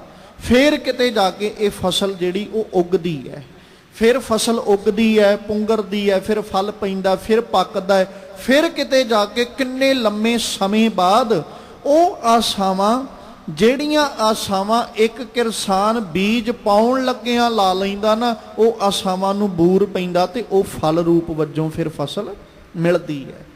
ਤੇ ਬਾਬਾ ਕਬੀਰ ਸਾਹਿਬ ਜੀ ਨੇ ਜਦੋਂ ਜ਼ਿਕਰ ਕੀਤਾ ਤੇ ਉਹ ਆਖਦੇ, ਕਹਿੰਦੇ ਮੈਂ ਵੀ ਆਪਣੀ ਇਸ ਫਸਲ ਨੂੰ ਬੀਜਿਆ ਤੇ ਫਸਲ ਬੀਜਦਿਆਂ ਹੋਇਆਂ ਨਾ ਬਸ ਆਪਣੇ ਜੀਵਨ ਦੇ ਅੰਦਰ ਜਿੱਥੇ ਅਕਾਲ ਪੁਰਖ ਪਰਮੇਸ਼ਵਰ ਜੀ ਕੇ ਨਾਮ ਰੂਪੀ ਬੀਜ ਨੂੰ ਪਾਇਆ, ਉੱਥੇ ਮੈਂ ਆਪਣੇ ਵਿਕਾਰਾਂ ਨੂੰ ਜਿਹੜਾ ਨਾ ਉਹਨਾਂ ਨੂੰ ਰੰਬੀ ਰੂਪ ਬਣਾ ਕੇ ਤੇ ਆਪਣੀ ਜ਼ਿੰਦਗੀ ਦੇ ਵਿੱਚੋਂ ਮੈਂ ਜਿਹੜੇ ਮਾੜੇ ਔਗਣ ਸਨ, ਨਦੀਨ ਸਨ, ਉਹਨਾਂ ਨੂੰ ਕੱਢ ਕੇ ਸੁੱਟਣਾ ਸ਼ੁਰੂ ਕਰ ਲਿਆ।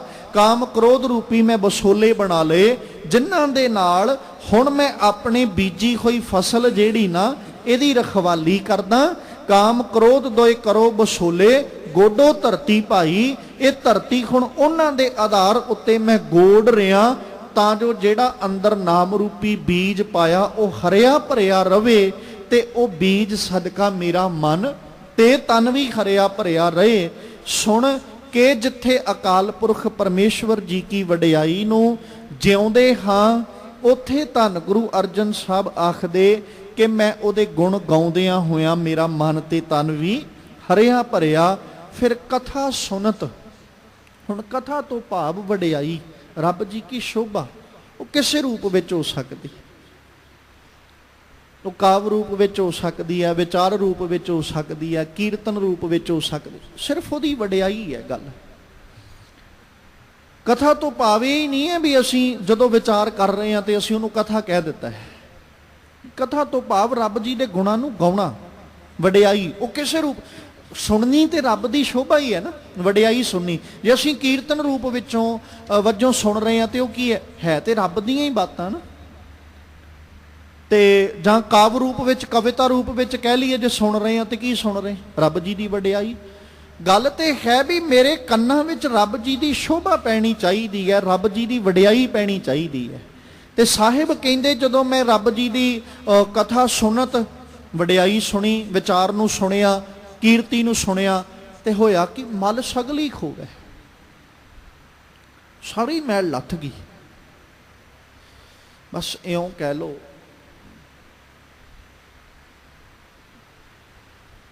ਮਨ ਮੈਲ ਖੱਟ ਕੇ ਬਹੁਤ ਬੈਠਾ ਹੈ।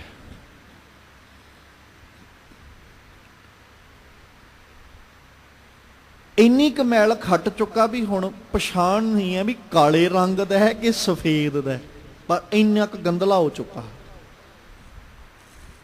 ਵੀ ਜਦੋਂ ਇਹਨੂੰ ਧੋਣ ਦੀ ਕੋਸ਼ਿਸ਼ ਕਰਦੀ ਹੈ, ਯਤਨ ਕਰੀਦਾ ਹੈ, ਤੇ ਉਦੋਂ ਇਉਂ ਮਹਿਸੂਸ ਹੋਣ ਲੱਗ ਜਾਂਦਾ ਵੀ ਇਹ ਹੈ ਹੀ ਕਾਲੇ ਰੰਗ ਦਾ, ਇਹਨੇ ਚਿੱਟਾ ਹੋਣਾ ਹੀ ਨਹੀਂ।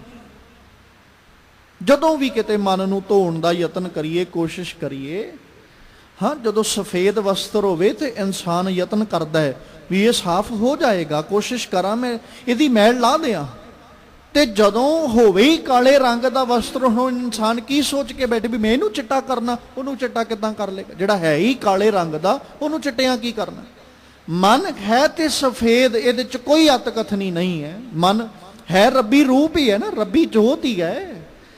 ਤੇ ਜੇ ਰੱਬੀ ਜੋਤ ਦੀ ਬਾਤ ਕਰਾਂਗੇ ਤੇ ਰੱਬੀ ਜੋਤ ਹੈ ਸਫੇਦ, ਪਰ ਇਹਨੇ ਮੈਲ ਇੰਨੀ ਕੁ ਖੱਟ ਲਈ ਹੈ, ਇਹ ਗੰਧਲਾ ਇੰਨਾ ਘੋ ਚੁੱਕਾ ਹੈ ਵੀ ਹੁਣ ਨਜ਼ਰ ਹੀ ਨਹੀਂ ਪੈਂਦਾ ਚਿੱਟਾ ਕਿ ਕਾਲਾ, ਅੰਦਾਜ਼ਾ ਨਹੀਂ ਲੱਗਦਾ।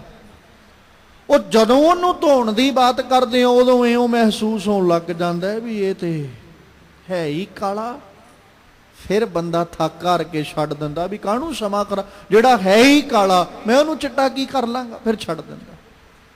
ਅਕਸਰ ਜਦੋਂ ਆਪਾਂ ਕਿਤੇ ਬੈਠ ਕੇ ਰੱਬੀ ਗੁਣਾਂ ਨੂੰ ਸੁਣੀਏ, ਰੱਬੀ ਗੁਣਾਂ ਨੂੰ ਖੁਦ ਗਾਉਣ ਦੀ ਕੋਸ਼ਿਸ਼ ਕਰੀਏ, ਇਹ ਹਰ ਹਿਰਦੇ ਦੀ ਬਾਤ ਹੈ, ਇਹ ਕਿਸੇ ਟਾਵੇਂ ਦੀ ਨਹੀਂ ਹੈ। ਹਰ ਹਿਰਦੇ ਦੀ ਬਾਤ ਹੈ ਕਿ ਉਸ ਵਕਤ ਖਿਆਲਾਤ ਉਹ ਉਪਜਦੇ ਨੇ ਜਿਹੜੇ ਇਨਸਾਨ ਕਦੇ ਵੀ ਨਹੀਂ ਚਾਹੁੰਦਾ। ਉਦੋਂ ਮਨ ਅੰਦਰ ਵਿਚਾਰ ਉਹ ਪੈਦਾ ਹੁੰਦੀ ਹੈ ਜਾਂ ਸਾਡੇ ਖਿਆਲਾਤ ਉਹ ਬਣਦੇ ਨੇ ਜਿਹੜੇ ਕਈ ਸਮਾਂ ਪਹਿਲਾਂ ਅਸੀਂ ਹੰਢਾ ਚੁੱਕੇ ਹਾਂ, ਜਾਂ ਹੋਰ ਹੀ ਤਰ੍ਹਾਂ ਦੇ ਖਿਆਲਾਤ ਉਪਜਣਗੇ ਜਿਨ੍ਹਾਂ ਨੂੰ ਇਨਸਾਨ ਆਪਣੀ ਜ਼ਿੰਦਗੀ ਵਿੱਚ ਚਾਹੁੰਦਾ ਵੀ ਨਹੀਂ ਹੈ, ਜਿਹਨੂੰ ਸੌਖੇ ਰੂਪ 'ਚ ਕਹਿ ਲਈਏ ਵੀ ਗੰਦਲੀਆਂ ਵਿਚਾਰਾਂ ਅੰਦਰ ਉਪਜਦੀਆਂ ਨੇ। ਫਿਰ ਸਾਡੇ ਮਨ ਦਾ ਇੱਕ ਸਵਾਲ ਬਣ ਜਾਂਦਾ ਹੈ ਵੀ ਜੇ ਆਹੀ ਕੁਛ ਪੈਦਾ ਹੋਣਾ ਹੈ ਤੇ ਫਿਰ ਮੈਨੂੰ ਵਡਿਆਈ ਕਰਨ ਦਾ ਕੀ ਲਾਭ? ਫਿਰ ਅਸੀਂ ਹਟ ਜਾਂਦੇ। ਫਿਰ ਸਾਡੇ ਮਨ ਦਾ ਸਵਾਲ ਅਸੀਂ ਰੱਖ ਦਿੰਨੇ ਆ ਅਗਾਂਹ ਜੀ, ਜਦੋਂ ਬਾਣੀ ਪੜ੍ਹਨ ਬੈਠੀਏ, ਨਾਮ ਚੇਤੇ ਕਰਨ ਬੈਠੀਏ, ਰੱਬ ਚੇਤੇ ਕਰਨ ਬੈਠੀਏ, ਸਿਮਰਨ ਕਰਨ ਲੱਗੀਏ ਤੇ ਮਨ ਵਿੱਚ ਵਿਚਾਰਾਂ ਬਹੁਤ ਗੰਦੀਆਂ ਆਉਂਦੀਆਂ, ਕੀ ਹੱਲ ਹੈ? ਇੱਕ ਸਵਾਲ ਬਣ ਜਾਂਦਾ ਹੈ। ਮੈਲੇ ਕੱਪੜੇ ਧੋਣ ਲੱਗਿਆਂ ਕਦੇ ਮੈਲ ਤੋਂ ਡਰ ਕੇ ਅਸੀਂ ਉੱਠੇ ਆ ਵੀ ਨਹੀਂ ਧੋਣੇ, ਵਿੱਚ ਤੋਂ ਮੈਲ ਨਿਕਲਦੀ? ਜਦੋਂ ਵੀ ਕਿਤੇ ਵੀ ਮੈਲੇ ਵਸਤਰ ਧੋਈਏ, ਮੈਲੇ ਵਸਤਰ ਧੋਣ ਲੱਗਿਆਂ ਅਸੀਂ ਆਪਣੇ ਮਾਈਂਡ ਨੂੰ, ਆਪਣੇ ਦਿਮਾਗ ਨੂੰ ਇੱਥੇ ਸੈੱਟ ਕੀਤਾ ਹੈ ਵੀ ਇਹਦੇ ਚੋਂ ਮੈਲ ਨਿਕਲਣੀ ਹੈ, ਸਾਨੂੰ ਵੇਖਣੀ ਵੀ ਪੈਣੀ ਹੈ, ਜਦੋਂ ਨਿਕਲੇਗੀ ਤੇ ਫਿਰ ਇਹਨੇ ਸਾਫ਼ ਸੁਥਰਾ ਹੋ ਜਾਣਾ। ਕਦੇ ਵੀ ਘਰੇ ਮਾਂ, ਧੀ ਜਾਂ ਭੈਣ ਇਹ ਕਰਮ ਸੋਚ ਕੇ ਜਾਂ ਆਪਣੀਆਂ ਅੱਖਾਂ ਨਾਲ ਮੈਲ ਵੇਖ ਕੇ ਤੇ ਕੱਪੜੇ ਛੱਡ ਕੇ ਉੱਠ ਨਹੀਂ ਜਾਂਦੀ ਵੀ ਇਹ 'ਚੋਂ ਤੇ ਮੈਲ ਨਿਕਲਣ ਲੱਗ ਗਈ, ਵੀ ਇਹ ਨਹੀਂ ਧੋਣੇ। ਧੋਂਦੀ ਹੈ, ਉਹ ਸਗੋਂ ਹੋਰ ਰਗੜਦੀ, ਉਹਨੂੰ ਹੋਰ ਸਾਬਣ ਲਾਉਂਦੀ, ਹੋਰ ਸਰਫ ਪਾਉਂਦੀ, ਹੋਰ ਉਹਨੂੰ ਚੰਗੀ ਤਰ੍ਹਾਂ ਮਸਲ ਮਲ ਮਲ ਕੇ ਧੋਂਦੀ ਵੀ ਇਹਦੇ 'ਚੋਂ ਮੈਲ ਚੰਗੀ ਤਰ੍ਹਾਂ ਨਿਕਲਦਾ।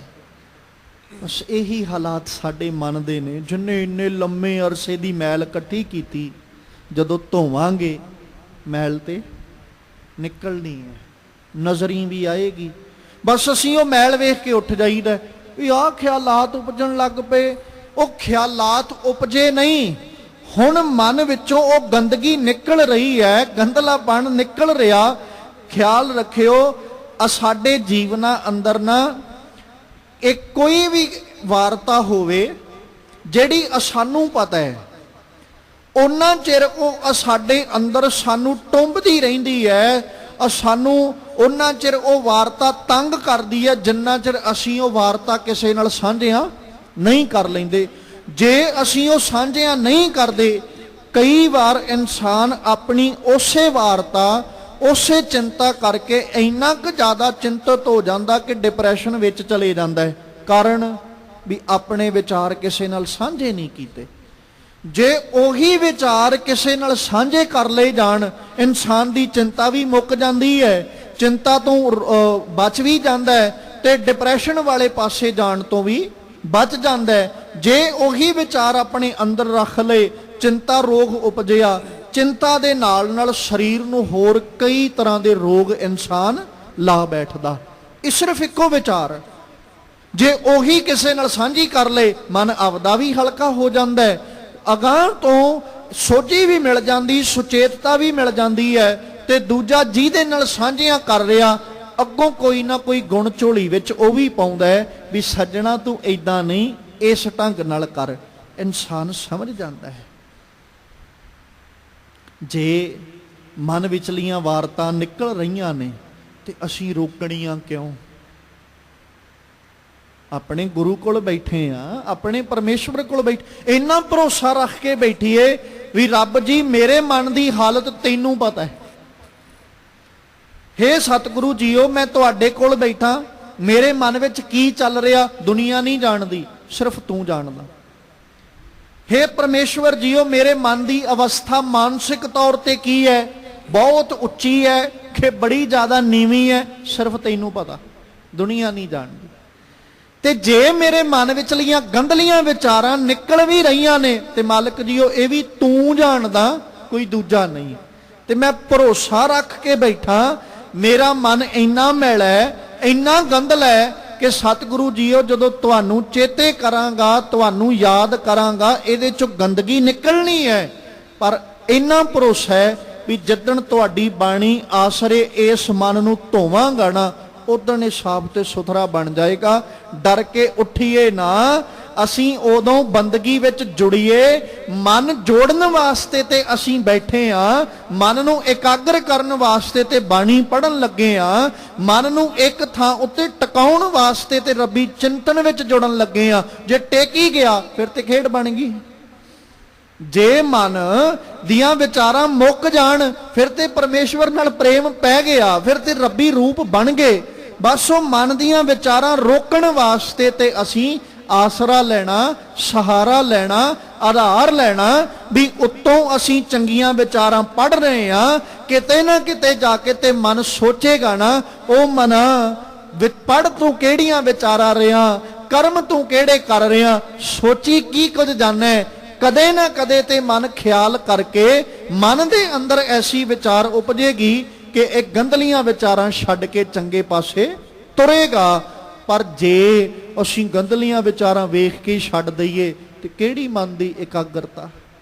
ਇਸ ਲਈ ਸਾਹਿਬ ਆਖਦੇ, ਕਹਿੰਦੇ ਗੁਣ ਗਾਵਤ ਮਨ ਹਰਿਆ ਹੋਵੇ, ਕਥਾ ਸੁਨਤ ਮਲ ਸਗਲੀ ਖੋਵੈ, ਭੇਟਤ ਸੰਗ ਸਾਧ ਸੰਤਨ ਕੈ।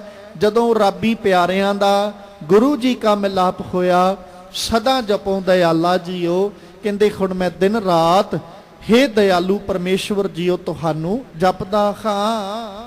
ਪ੍ਰਭ ਆਪਣਾ ਸਾਸ ਸਾਸ ਸਮਾਰੋ,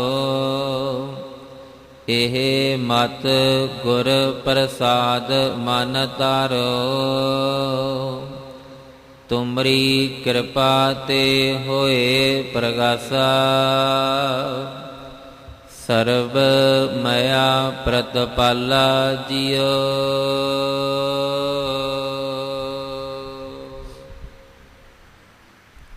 ਪ੍ਰਭ ਆਪਣਾ ਸਾਸ ਸਾਸ ਸਮਾਰੋ। ਮੈਂ ਆਪਣੇ ਰੱਬ ਨੂੰ ਇੱਕ ਇੱਕ ਸਵਾਸ ਸੰਭਾਲਦਾ ਆ।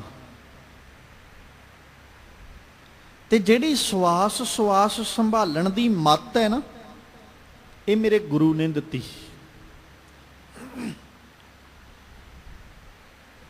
ਸਵਾਸ ਇੱਕ ਮਨਮੁਖ ਵੀ ਲੈ ਰਿਹਾ, ਸਵਾਸ ਇੱਕ ਗੁਰਮੁਖ ਵੀ ਲੈ ਰਿਹਾ। ਕਿਰਿਆ ਵੀ ਸੇਮ ਹੀ ਹੈ। ਇਹ ਨਹੀਂ ਵੀ ਗੁਰਮੁਖ ਜਿਹੜਾ ਉਹਦੇ ਸਵਾਸ ਲੈਣ ਦੀ ਕਿਰਿਆ ਹੋਰ ਹੋ ਜਾਂਦੀ ਤੇ ਮਨਮੁਖ ਦੀ ਕਿਰਿਆ ਹੋਰ ਹੈ। ਨਹੀਂ, ਸੇਮ ਕਿਰਿਆ। ਜੇ ਵਿਗਿਆਨਕ ਤੌਰ ਤੇ ਵੇਖਾਂਗੇ ਤੇ ਕਿਰਿਆ ਇਹ ਹੀ ਆ ਵੀ ਕਾਰਬਨ ਡਾਈਆਕਸਾਈਡ ਨੂੰ ਛੱਡਣਾ ਤੇ ਆਕਸੀਜਨ ਗ੍ਰਹਿਣ ਕਰਨੀ। ਇਹ ਪ੍ਰਕਿਰਿਆ ਗੁਰਮੁਖ ਦੀ ਵੀ ਇਹੀ ਹੈ, ਮਨਮੁਖ ਦੀ ਵੀ। ਇਹ ਨਹੀਂ ਵੀ ਮਨਮੁਖ ਜਿਹੜਾ ਉਹ ਆਕਸੀਜਨ ਛੱਡ ਰਿਹਾ ਤੇ ਕਾਰਬਨ ਡਾਈਆਕਸਾਈਡ ਗ੍ਰਹਿਣ ਕਰ ਰਿਹਾ। ਨਹੀਂ, ਆਕਸੀਜਨ ਹੀ ਗ੍ਰਹਿਣ ਕਰਦਾ ਤੇ ਕਾਰਬਨ ਡਾਈਆਕਸਾਈਡ ਹੀ ਛੱਡਦਾ।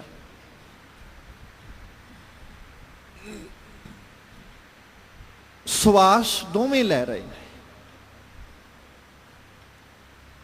ਪਰ ਦੋਵਾਂ ਦੇ ਸਵਾਸਾਂ ਵਿੱਚ, ਸਵਾਸਾਂ ਦੇ ਚਿੰਤਨ ਵਿੱਚ ਫਰਕ ਹੈ।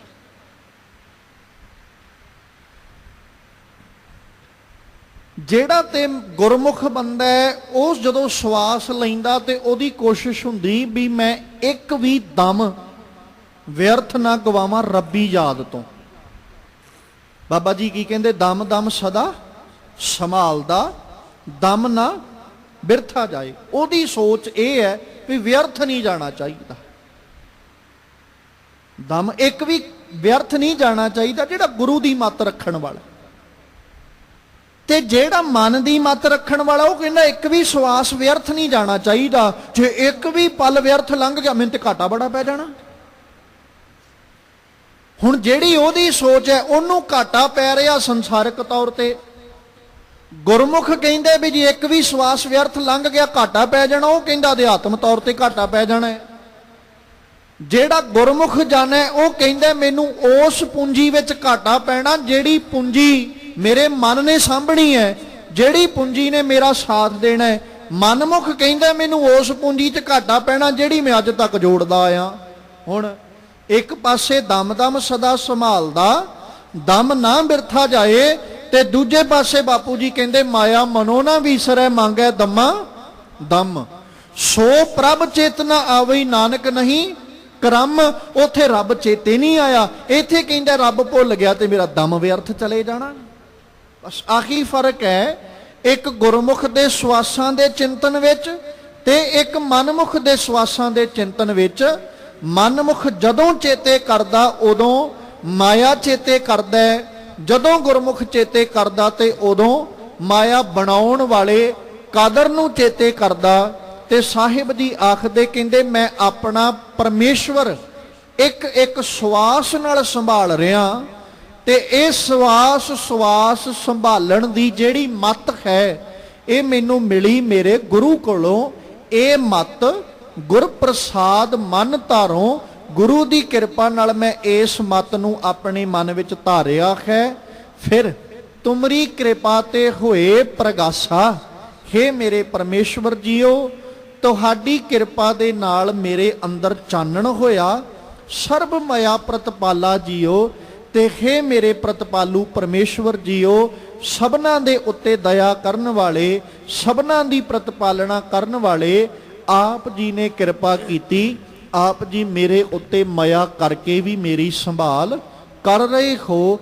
ਇੱਕ ਇੱਕ ਸਵਾਸ ਨਾਲ ਮੈਂ ਤੁਹਾਡਾ ਨਾਮ ਸੰਭਾਲਿਆ, ਤੁਹਾਡੀ ਯਾਦ ਸੰਭਾਲੀ, ਤੁਹਾਡਾ ਚਿੰਤਨ ਸੰਭਾਲਿਆ ਤੇ ਤੁਸੀਂ ਬਦਲੇ ਵਿੱਚ ਇੱਕ ਇੱਕ ਸਵਾਸ ਮੇਰੀ ਪ੍ਰਤਪਾਲਣਾ ਕੀਤੀ।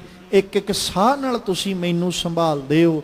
ਤੇ ਸਾਹਿਬ ਜੀ ਆਖਦੇ ਪਰ ਇਹ ਜਿਤਨੀ ਮੱਤ ਹੈ ਇਹ ਸਾਰੀ ਦੀ ਸਾਰੀ ਗੁਰੂ ਕੋਲੋਂ ਮਿਲੀ। ਜਿਵੇਂ ਆਪਾਂ ਮਾਲਕ ਜੀ ਕਾ ਇੱਕ ਬਚਨ ਪੜ੍ਹਦੇ ਹਾਂ, ਜੋ ਸਾਸ ਗਿਰਾਸ ਧਿਆਵੈ ਮੇਰਾ ਹਰ ਹਰ, ਸੋ ਗੁਰ ਸਿੱਖ ਗੁਰੂ ਮਨ ਭਾਵੈ। ਮਤਲਬ ਆਪਣੇ ਸਵਾਸ ਜ਼ਿੰਦਗੀ ਦਾ ਮੂਲ, ਗਿਰਾਸ ਆਪਣੀ ਰੋਜ਼ੀ ਦਾ ਮੂਲ। ਜਿਹੜਾ ਇੱਕ ਇੱਕ ਸਵਾਸ ਨਾਲ ਆਪਣੀ ਰੋਜ਼ੀ ਦੇ ਮੂਲ ਨੂੰ ਚੇਤੇ ਕਰਦਾ ਹੈ, ਇੱਕ ਇੱਕ ਸਵਾਸ ਨਾਲ ਆਪਣੀ ਜ਼ਿੰਦਗੀ ਦੇ ਮੂਲ ਨੂੰ ਚੇਤੇ ਕਰਦਾ, ਮਾਲਕ ਜੀ ਕਹਿੰਦੇ ਉਹੀ ਗੁਰੂ ਕੇ ਮਨ ਨੂੰ ਭਾਉਂਦਾ ਹੈ, ਪਰਮੇਸ਼ਵਰ ਜੀ ਨੂੰ ਚੰਗਾ ਲੱਗਦਾ ਹੈ। ਤੇ ਇਹ ਰਹਿਮਤ ਜਿਹੜੀ ਨਾ ਆਪ ਗੁਰੂ ਨੇ ਕਿਰਪਾ ਕਰਕੇ ਵਡਿਆਈ ਝੋਲੀ ਵਿੱਚ ਪਾਈ ਹੈ। ਸਤ ਸਤ ਸਤ ਪ੍ਰਭ ਸੋਈ, ਸਦਾ ਸਦਾ ਸਦ ਆਪੇ ਹੋਈ। ਚਲਤ ਤੁਮਾਰੇ ਪ੍ਰਗਟ ਪਿਆਰੇ, ਦੇਖ ਨਾਨਕ ਪਏ ਨਿਹਾਲਾ ਜਿਉ। ਫਿਰ ਅਖੀਰੀ ਪਦੇ ਵਿੱਚ ਆ ਕੇ ਕਹਿੰਦੇ ਸਤ ਸਤ ਸਤ ਪ੍ਰਭ ਸੋਈ। ਉਹ ਰੱਬ ਸਦੀਵ ਰਹਿਣ ਵਾਲਾ ਹੈ, ਸਦੀਵ ਹੈ, ਸਦੀਵ ਹੈ। ਜਿਹਨੂੰ ਗੁਰੂ ਨਾਨਕ ਸਾਹਿਬ ਨੇ ਆਦ ਸੱਚ ਜੁਗਾਦ ਸੱਚ ਹੈ ਭੀ ਸੱਚ ਨਾਨਕ ਹੋਸੀ ਭੀ ਸੱਚ ਕਹਿ ਕੇ ਸੰਬੋਧਨ ਕੀਤਾ। ਕੋਈ ਵੇਲਾ ਐਸਾ ਨਹੀਂ ਹੈ ਜਦੋਂ ਉਹਦੀ ਹੋਂਦ ਨਹੀਂ। ਸਾਡੀ ਹੋਂਦ ਅੱਜ ਹੈ ਤੇ ਕੱਲ ਨਹੀਂ। ਅਸੀਂ ਅੱਜ ਹਾਂ, ਕੱਲ ਨਹੀਂ ਹੋਵਾਂਗੇ। ਹੋ ਸਕਦਾ ਅਸੀਂ ਅੱਜ ਨਾ ਹੋਈਏ, ਕੱਲ ਨੂੰ ਹੋਈਏ। ਜੀਵਨ ਤੇ ਇਸੇ ਤਰ੍ਹਾਂ ਹੀ ਹੈ। ਜੀਵਨ ਦੀ ਰੌ ਇਹੀ ਹੈ ਵੀ ਇੱਕ ਜੀਵਨ ਅੱਜ ਨਹੀਂ ਹੈ, ਉਹਦਾ ਕੱਲ ਨੂੰ ਜੀਵਨ ਹੋਏਗਾ। ਮਤਲਬ ਜਿਹੜਾ ਇਨਸਾਨ ਅੱਜ ਸੰਸਾਰ ਤੇ ਨਹੀਂ, ਉਹ ਕੱਲ ਨੂੰ ਹੋ ਸਕਦਾ ਉਹਦਾ ਜੀਵਨ ਆਰੰਭ ਹੋ ਜਾਏ, ਉਹ ਸੰਸਾਰ ਤੇ ਆ ਜਾਏ। ਤੇ ਜਿਹੜਾ ਅੱਜ ਸੰਸਾਰ ਤੇ ਹੈ, ਹੋ ਸਕਦਾ ਉਹ ਕੱਲ ਨੂੰ ਨਾ ਹੋਵੇ। ਸੰਸਾਰ ਦਾ ਖੇਡ ਤੇ ਇਸੇ ਤਰ੍ਹਾਂ ਹੀ ਚੱਲ ਰਿਹਾ ਨਾ। ਜਨਮ ਔਰ ਮਰਨ ਦਾ ਗੇੜ ਇਸੇ ਤਰ੍ਹਾਂ ਹੀ ਹੈ ਵੀ ਜਿਹੜਾ ਅੱਜ ਨਹੀਂ ਜੰਮਿਆ ਉਹ ਕੱਲ ਨੂੰ ਜੰਮ ਪਏਗਾ, ਹੋ ਸਕਦਾ। ਤੇ ਜਿਹੜਾ ਅੱਜ ਮੌਜੂਦ ਹੈ ਕੱਲ ਨੂੰ ਹੋਏਗਾ, ਇਹ ਵੀ ਨਹੀਂ ਹੋ ਸਕਦਾ। ਹੋ ਸਕਦਾ ਕੱਲ ਨੂੰ ਉਹ ਨਾ ਹੋਵੇ। ਪਰ ਰੱਬ ਕਦੇ ਜੰਮਦਾ ਨਹੀਂ, ਉਹ ਜੰਮਣ ਤੋਂ ਪਰੇ ਹੈ। ਰੱਬ ਜੀ ਅੱਜ ਨੇ, ਇਹਦੇ ਚ ਕੋਈ ਝੂਠ ਨਹੀਂ। ਮੈਂ ਕੱਲ ਨੂੰ ਨਹੀਂ ਹੋਵਾਂਗਾ, ਮੇਰੇ ਲਈ ਕੱਲ ਸੰਸਾਰ ਵੀ ਨਹੀਂ, ਪਰ ਰੱਬ ਕੱਲ ਵੀ ਹੈ। ਮੈਂ ਕੱਲ ਨਹੀਂ ਸਾਂ, ਅੱਜ ਹਾਂ, ਕੱਲ ਨਹੀਂ ਸਾਂ, ਕੱਲ ਨਹੀਂ ਹੋਵਾਂਗਾ। ਪਾਸਟ, ਪ੍ਰੈਜ਼ੈਂਟ ਔਰ ਫਿਊਚਰ। ਸਤ ਸਤ ਸਤ ਪ੍ਰਭ ਸੋਈ। ਪਾਸਟ ਵਿੱਚ ਵੇਖਿਆ ਕੀ ਨਜ਼ਰੀ ਪਿਆ, ਮੈਂ ਨਹੀਂ ਸਾਂ ਪਰ ਉਹ ਸੀ। ਅੱਜ ਮੈਂ ਹਾਂ, ਮੇਰੇ ਕਰਕੇ ਉਹ ਨਹੀਂ ਹੈ, ਉਹਦੇ ਕਰਕੇ ਮੈਂ ਹਾਂ। ਅੱਜ ਮੈਂ ਫਿਰ ਹਾਂ, ਕੱਲ ਨੂੰ ਮੈਂ ਨਹੀਂ ਹੋਵਾਂਗਾ। ਤੇ ਪਰ ਜਿੰਨੇ ਮੈਨੂੰ ਕੱਲ ਰੱਖਿਆ ਸੀ ਉਹ ਅੱਜ ਵੀ ਹੈ, ਉਹ ਕੱਲ ਵੀ ਹੋਏਗਾ। ਉਹਨੇ ਉਹ ਕੱਲ ਵੀ ਸੀ, ਅੱਜ ਵੀ ਹੈ, ਕੱਲ ਵੀ ਹੋਏਗਾ। ਉਹ ਸੱਤ ਹੈ। ਉਹ ਕਿਹੜੇ ਵੇਲੇ ਅਸੀਂ ਕਵਾਂਗੇ ਵੀ ਰੱਬ ਨਹੀਂ ਸੀ? ਸਾਡਾ ਜੀਵਨ ਆਰੰਭ ਕਿਹਨੇ ਕੀਤਾ? ਸਾਡੇ ਪਰਮੇਸ਼ਵਰ ਨੇ। ਤੇ ਜੇ ਸਾਡਾ ਜੀਵਨ ਅੱਜ ਆਰੰਭ ਹੋਇਆ, ਕੱਲ ਵੀ ਤੇ ਲੋਕਾਂ ਦਾ ਜੀਵਨ ਸੀ ਨਾ, ਉਹਨਾਂ ਦਾ ਜੀਵਨ ਕਿਹਨੇ ਆਰੰਭ ਕੀਤਾ? ਪਰਮੇਸ਼ਵਰ ਨੇ। ਗੁਰੂ ਨਾਨਕ ਸਾਹਿਬ ਨੇ ਬੜੇ ਸਪਸ਼ਟ ਜੇ ਲਫ਼ਜ਼ ਵਰਤੇ ਕਿ ਜਦੋਂ ਕੁਝ ਵੀ ਨਹੀਂ ਸੀ ਉਦੋਂ ਸਿਰਫ ਪਰਮੇਸ਼ਵਰ ਸੀ। ਜਿਹਨੂੰ ਬਾਪੂ ਜੀ ਮਾਰੂ ਰਾਗ 'ਚ ਜ਼ਿਕਰ ਕਰਦੇ ਆ, ਅਰਬਦ ਨਰਬਦ ਧੁੰਦੂ ਕਾਰਾ, ਧਰਨ ਨਾ ਗਗਨਾ ਹੁਕਮ ਅਪਾਰਾ, ਨਾ ਦਿਨ ਰਹਿਣ ਨਾ ਚੰਦ ਨਾ ਸੂਰਜ, ਸੁਨ ਸਮਾਦ ਲਗਾਈਂਦਾ ਸੀ ਉਹ।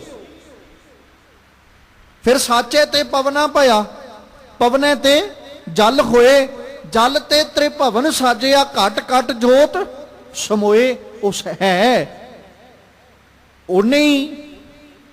ਸਾਚੇ ਤੇ ਪਵਨਾ ਭਇਆ, ਪਵਨ ਆਈ, ਪਵਨੇ ਤੇ ਜਲ ਹੋਏ, ਜਲ ਆਇਆ, ਜਲ ਤੇ ਤ੍ਰਿਭਵਨ ਸਾਜਿਆ, ਤਿੰਨੇ ਭਵਨ ਸਾਜੇ, ਘਟ ਘਟ ਜੋਤ। ਫਿਰ ਸਾਰਿਆਂ ਦੇ ਅੰਦਰ ਉਹਨੇ ਆਪਣੀ ਜੋਤ ਟਿਕਾ ਲਈ। ਫਿਰ ਸਤਿਗੁਰੂ ਜੀ ਨੇ ਜ਼ਿਕਰ ਕਰਦਿਆਂ ਹੋਇਆਂ ਇੱਥੋਂ ਤੱਕ ਆਖਿਆ ਕਿ ਉਹ ਬਾਜ਼ੀਗਰ ਆਇਆ ਖੇਡ ਵਿਖਾਉਣ ਵਾਸਤੇ। ਉਹਨੇ ਸਾਰੀਆਂ ਕਠਪੁਤਲੀਆਂ ਖਿਲਾਰਤੀਆਂ, ਖੇਡ ਰਚਤਾ ਉਹਨੇ ਬਹੁਤ ਸੋਹਣਾ। ਉਹਨੇ ਐਸਾ ਖੇਡ ਰਚਿਆ ਕਿ ਦੁਨੀਆ ਦਾ ਹਰ ਕਠਪੁਤਲੀ ਰੂਪ ਵਜੋਂ ਇਨਸਾਨ, ਹਾਂ ਅਸੀਂ ਕਠਪੁਤਲੀਆਂ ਹੀ, ਪਰ ਮੰਨਦੇ ਨਹੀਂ ਅਸੀਂ। ਬਸ ਇਹ ਵੀ ਅਸੀਂ ਉਹ ਪੁਤਲੀਆਂ ਜਿਨ੍ਹਾਂ ਨੂੰ ਹੁਕਮ ਰੂਪੀ ਧਾਗਾ ਬੰਨ੍ਹ ਕੇ ਨਚਾਰਿਆ ਪਰਮੇਸ਼ਵਰ। ਅਸੀਂ ਦੂਜੇ ਮਨੁੱਖਾਂ ਦੇ ਹੱਥ ਵਿੱਚ ਨੱਚਣ ਵਾਲੇ ਨਹੀਂ ਆ, ਰੱਬ ਨਚਾਉਂਦਾ। ਉਹਨੇ ਸਾਨੂੰ ਆਪਣੇ ਝੋਲੇ ਚੋਂ ਕੱਢ ਕੇ ਸੰਸਾਰ ਦੇ ਉੱਤੇ ਭੇਜਿਆ। ਅਸੀਂ ਆ ਗਏ, ਇੱਥੇ ਆ ਕੇ ਅਸੀਂ ਨਾਚ ਕੀਤਾ। ਜਿਵੇਂ ਇੱਕ ਬਾਜੀਗਰ ਆਪਣੀ ਖੇਡ ਵਿਖਾਉਣ ਲੱਗਾ, ਆਪਣੇ ਝੋਲੇ ਚੋਂ ਕਠਪੁਤਲੀਆਂ ਕੱਢਦਾ, ਉਹਨਾਂ ਨੂੰ ਵੇਖਣ ਲਈ ਲੋਕ ਇਕੱਠੇ ਹੁੰਦੇ। ਕਠਪੁਤਲੀ ਇੱਕ ਦੂਜੇ ਨੂੰ ਨਹੀਂ ਵੇਖਦੀ, ਉਹਨੂੰ ਨਹੀਂ ਪਤਾ ਵੀ ਸਾਡੇ ਨਾਲ ਕੌਣ ਆਇਆ ਕੌਣ ਨਹੀਂ ਆਇਆ, ਕਿਹੜੀ ਕਠਪੁਤਲੀ ਸਾਡੇ ਮਾਲਕ ਨੇ ਕੱਢੀ ਝੋਲੇ ਚੋਂ ਤੇ ਕਿਹੜੀ ਨਹੀਂ, ਕਿਉਂ ਉਹ ਲੱਕੜ ਦੀਆਂ ਨੇ। ਪਰ ਜਦੋਂ ਅਸੀਂ ਇਹਨਾਂ ਕਠਪੁਤਲੀਆਂ ਦਾ ਜ਼ਿਕਰ ਕਰਾਂਗੇ, ਅਸੀਂ ਉਹ ਕਠਪੁਤਲੀਆਂ ਹਾਂ ਜਿਨ੍ਹਾਂ ਨੂੰ ਇਹ ਵੀ ਮਹਿਸੂਸ ਹੁੰਦਾ ਹੈ ਕਿ ਰੱਬ ਜੀ ਨੇ ਹੁਣ ਸਾਡੇ ਨਾਲ ਕਿਹੜੀ ਕਠਪੁਤਲੀ ਹੋਰ ਲਿਆਂਦੀ ਹੈ, ਰੱਬ ਜੀ ਨੇ ਸਾਡੇ ਵਿੱਚੋਂ ਕਿਹੜੀ ਕਠਪੁਤਲੀ ਨੂੰ ਚੁੱਕ ਲਿਆ, ਉਹਨੇ ਕਿਹੜੀ ਕਠਪੁਤਲੀ ਨਵੀਂ ਆਪਣੇ ਝੋਲੇ ਚੋਂ ਕੱਢੀ ਹੈ, ਕਿਹੜੀ ਪੁਰਾਣੀ ਕਠਪੁਤਲੀ ਚੁੱਕੀ ਤੇ ਆਪਣੇ ਝੋਲੇ 'ਚ ਪਾਲੀ। ਸਾਨੂੰ ਇਹ ਵੀ ਪਤਾ ਲੱਗਦਾ, ਪਰ ਹੈ ਖੇਡ। ਇਹ ਖੇਡ ਬਣੀ ਕਿਹਦੇ ਕਰਕੇ ਆ? ਖੇਡ ਤੋਂ ਪਹਿਲਾਂ ਕੌਣ ਸੀ?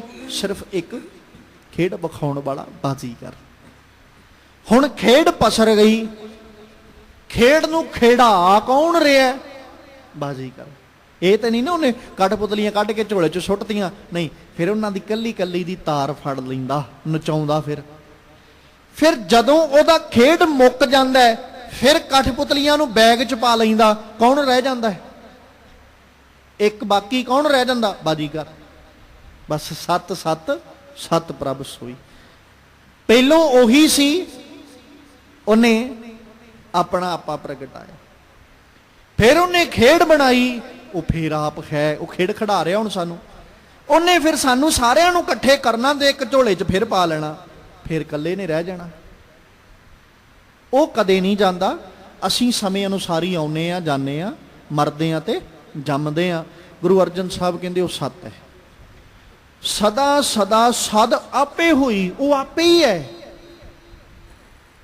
ਦੂਜਾ ਨਹੀਂ ਕੋਈ ਨਾ ਉਹਨੂੰ ਕਿਸੇ ਦਾ ਆਸਰਾ ਲੈਣਾ ਪੈਂਦਾ, ਨਾ ਸਹਾਰਾ, ਆਪੇ ਹੀ।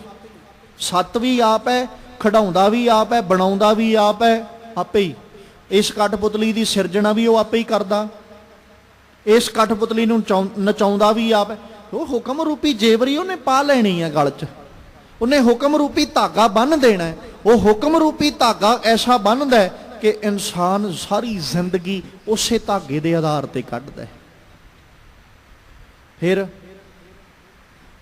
ਚਲਤ ਤੁਮਾਰੇ ਪ੍ਰਗਟ ਪਿਆਰੇ। ਰੱਬ ਜੀ ਜਿਹੜੇ ਤੁਹਾਡੇ ਚੋਜ ਨੇ ਤੇ ਪ੍ਰਗਟ ਰੂਪ ਹੈ, ਤੇ ਜਦੋਂ ਤੁਹਾਡੇ ਕੌਤਕਾਂ ਨੂੰ, ਤੁਹਾਡੇ ਚੋਜ਼ਾਂ ਨੂੰ ਅਸੀਂ ਵੇਖਦੇ ਹਾਂ ਤੇ ਵੇਖ ਕੇ ਕੀ ਮਿਲਦਾ ਹੈ? ਦੇਖ ਨਾਨਕ ਭਏ ਨਿਹਾਲਾ ਜੀਓ, ਅਸੀਂ ਨਿਹਾਲ ਹੋ ਜਾਂਦੇ।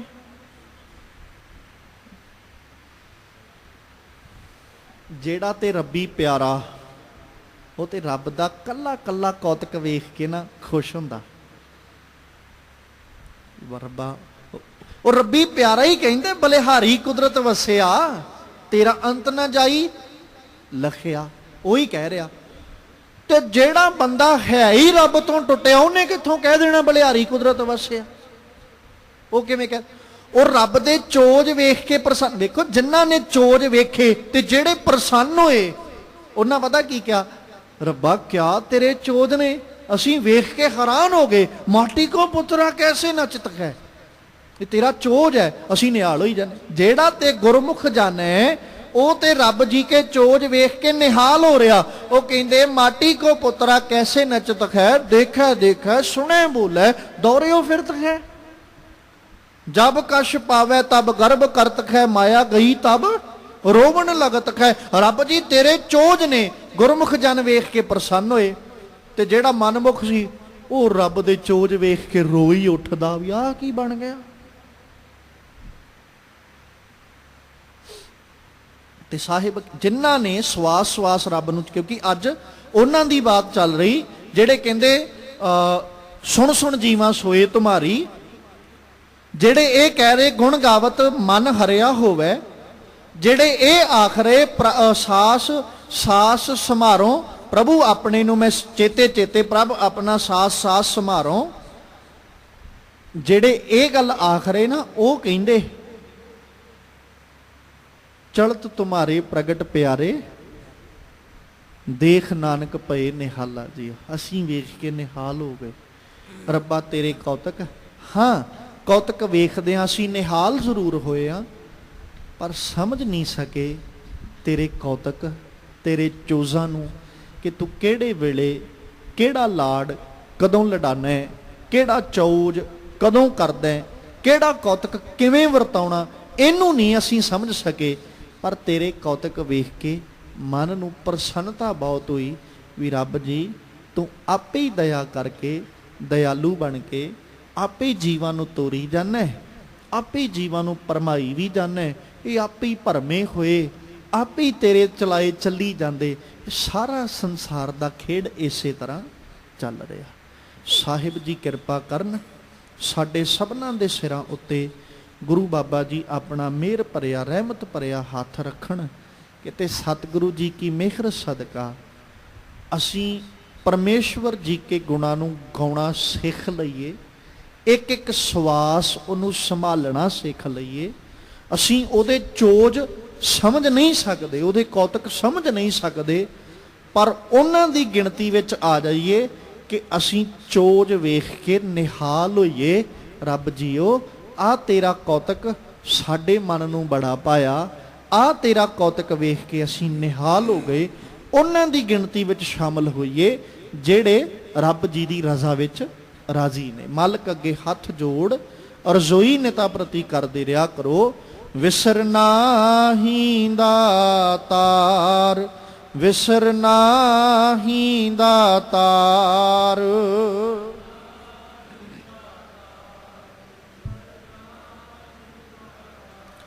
ਵਿਸਰਨਾ ਹੀ ਦਾਤਾਰ, ਵਿਸਰਨਾ ਹੀ ਦਾਤਾਰ।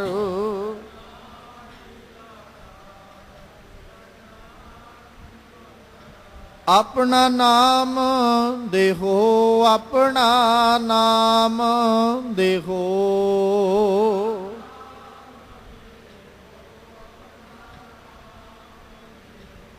ਗੁਣ ਗਾਵਾਂ ਦਿਨ ਰਾਤ, ਗੁਣ ਗਾਵਾਂ ਦਿਨ ਰਾਤ।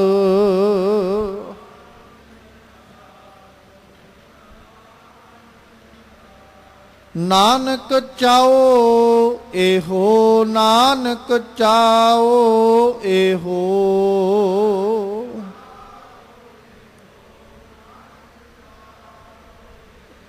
ਵਿਸਰ ਨਾਹੀਂ ਦਾਤਾਰ, ਵਿਸਰ ਨਾਹੀਂ ਦਾਤਾਰ।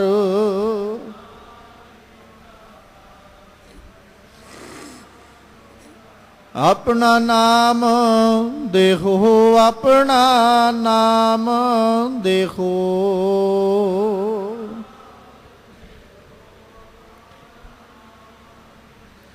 ਸਤਿਗੁਰੂ ਪਾਤਸ਼ਾਹ ਬਖਸ਼ਿਸ਼ ਕਰਨ, ਸਾਡੇ ਸਭਨਾਂ ਦੀਆਂ ਝੋਲੀਆਂ ਆਪਣੇ ਨਾਮ ਦੀ ਦਾਤ ਨਾਲ ਭਰ ਦੇਣ, ਤਾਂ ਜੋ ਸਾਡੇ ਵੀ ਇਹ ਲੋਕ ਸੁਖੀਏ ਪਰਲੋਕ ਸੁਹੇਲੇ।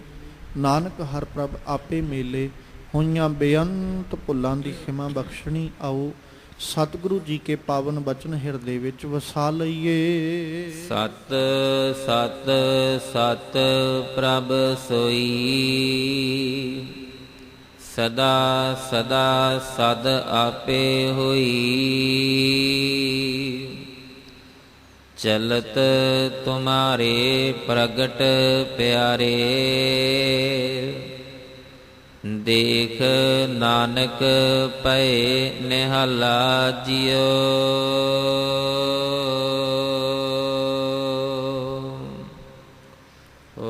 ਵਾਹਿਗੁਰੂ ਜੀ ਕਾ ਖਾਲਸਾ, ਵਾਹਿਗੁਰੂ ਜੀ ਕੀ ਫਤਿਹ।